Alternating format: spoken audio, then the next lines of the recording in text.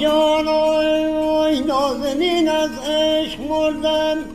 ناز ساکی میکنیم آی خود عاشق میکشیم تکه بر وی میکنیم ای جان ای گفت ناوه لیلی چه سرعت میبری ای ساره تجربه دیگه بادیش میبردن تجربه شما بادیش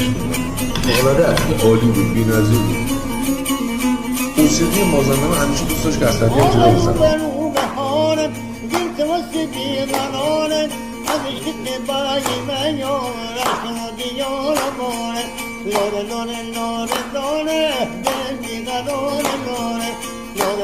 لاره